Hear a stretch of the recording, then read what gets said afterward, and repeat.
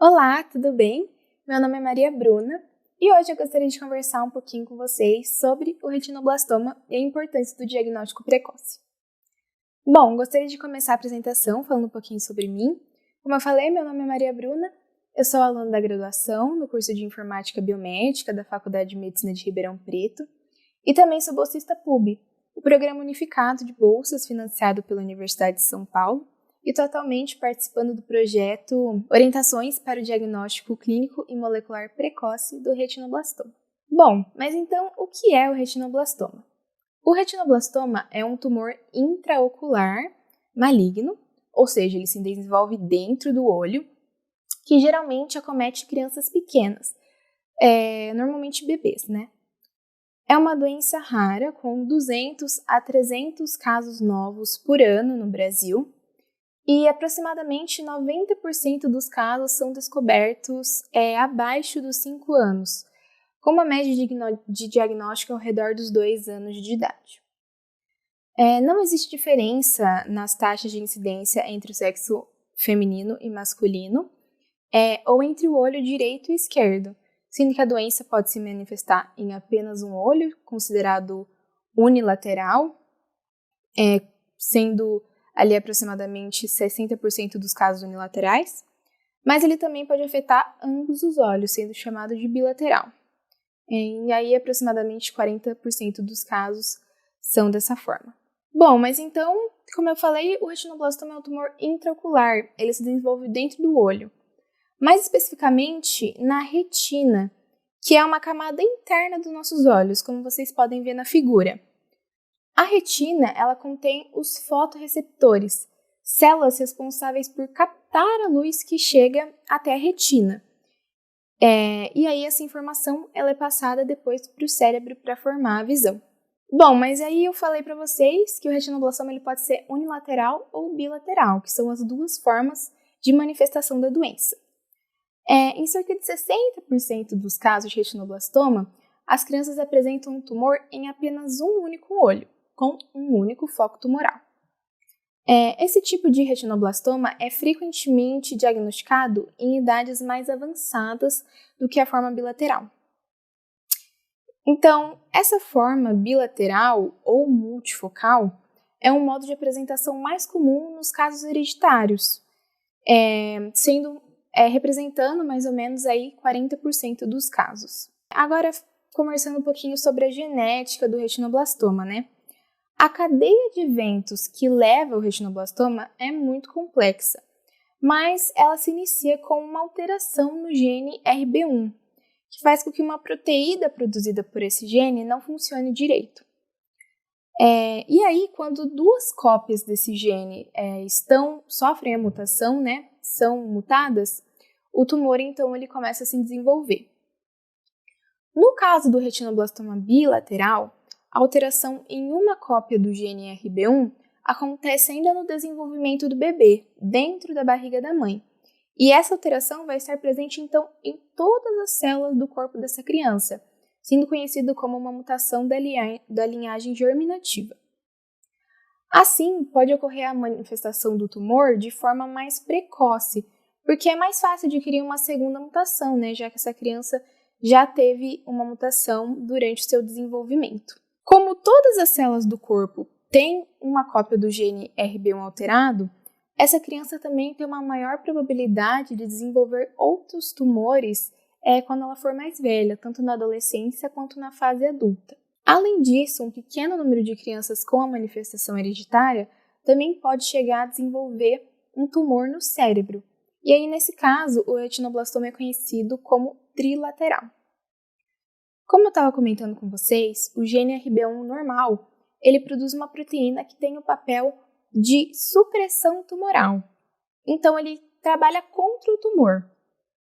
Ele ajuda, né, no combate ao tumor, programando a morte celular dessas células que estão se multiplicando de forma desregulada, né, que é uma característica comum dos tumores, né, essa multiplicação celular exacerbada. E aí, no caso do retinoblastoma, ocorre uma mutação nesse gene. Então, essa proteína que tinha o papel de suprimir o crescimento tumoral acaba não funcionando direito, desencadeando então o desenvolvimento do tumor. Bom, mas então qual seria a importância do diagnóstico precoce do retinoblastoma? Bom, se ele é diagnosticado rapidamente e tratado em centros especializados, ele pode chegar a ter cerca de 90% de chance de cura. Porém, o prognóstico ele não é tão bom se é realizado o diagnóstico em estágios muito avançados da doença, ou então se o tumor ele já se disseminou além do olho e já está em outras partes do corpo também.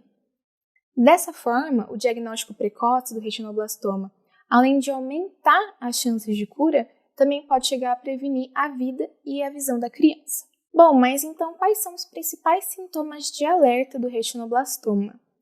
O principal sinal seria o reflexo branco em fotos com flash ou no dia a dia.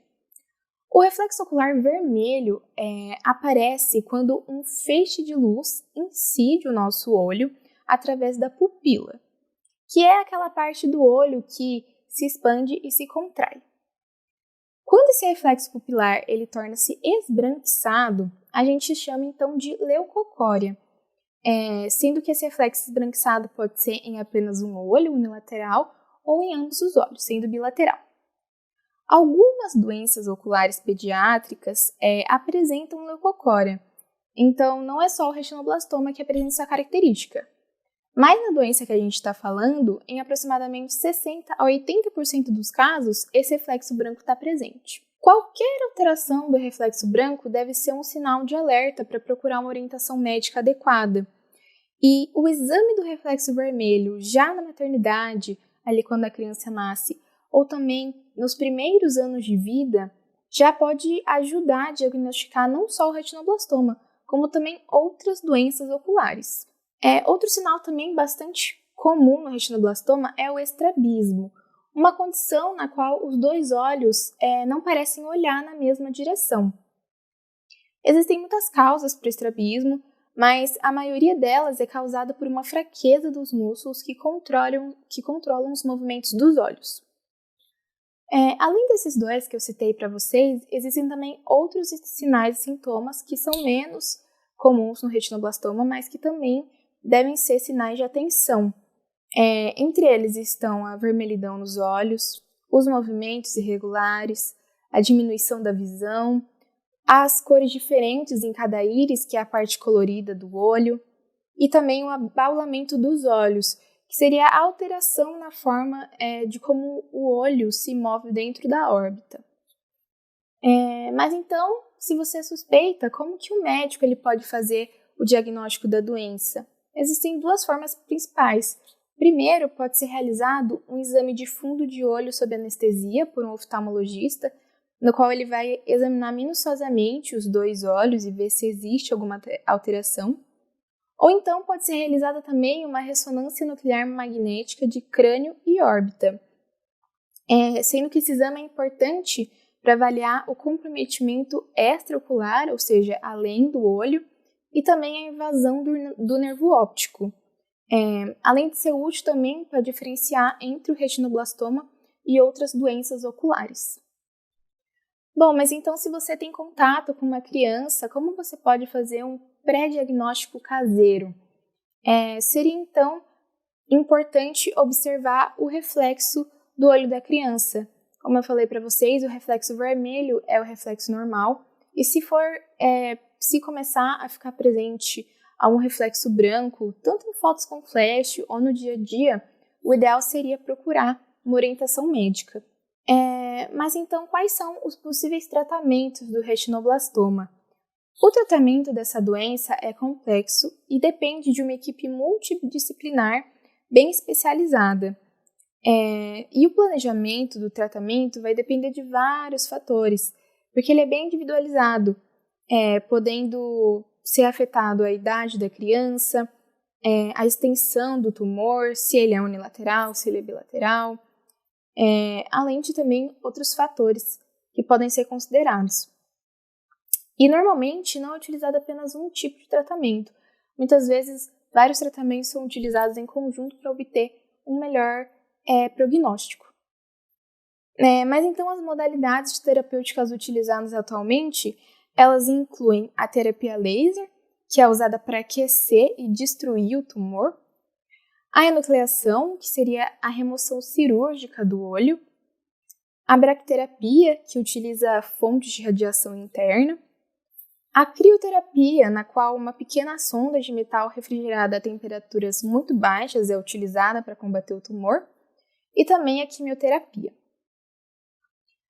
Bom, eu gostaria agora de fazer um agradecimento especial aos coordenadores do projeto, as pessoas que estão vinculadas, né? Então, gostaria de agradecer a doutora Maristela, que faz parte do Departamento de Oncopediatria do Hospital das Clínicas. Também gostaria de agradecer ao professor Wilson, que é o meu orientador nesse projeto, e também a Gabriele, que é mestranda do Departamento de Genética, que também está me auxiliando nesse processo. Gostaria também de agradecer à Casa da Ciência pela oportunidade de estar falando aqui com vocês através do vídeo. E essa foi a minha apresentação. Eu espero que vocês tenham gostado, tenha sido proveitoso para vocês.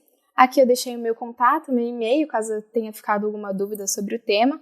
Eu também deixei aqui o link do site Eu Vejo Você, que foi desenvolvido pelo apresentador Thiago Leifert e a sua esposa, com apoio médico-científico. Eles tiveram uma filha com retinoblastoma, né? E nesse site eles publicam várias informações de confiança e relevantes sobre a doença.